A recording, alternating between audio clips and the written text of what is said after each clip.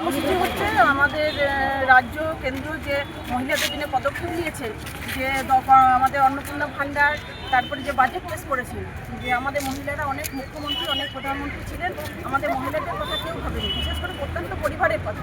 তার জন্য আমাদের মুখ্যমন্ত্রী ৩,০০০ টাকা করে অন্নপূর্ণা যোজনা দিয়েছে।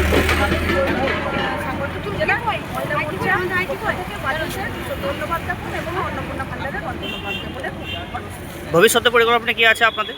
ভবিষ্যতে আমাদের মহিলা মোর্চার পরিকল্পনা হচ্ছে আমরা ভারতীয় জনতা পার্টি মহিলা মোর্চার পক্ষ থেকে রাজ্যকে এক নম্বরে দেশে দেখাবো এবং মহিলা মোর্চা এগিয়ে যাবো। সমস্ত রকম করে যে কোনো কর্মসূচিতে আমরা এগিয়ে যাবো। মহিলাদের দিক থেকে আপনারা ভারতীয় জনতা পার্টি কেমন সাড়া পাচ্ছেন?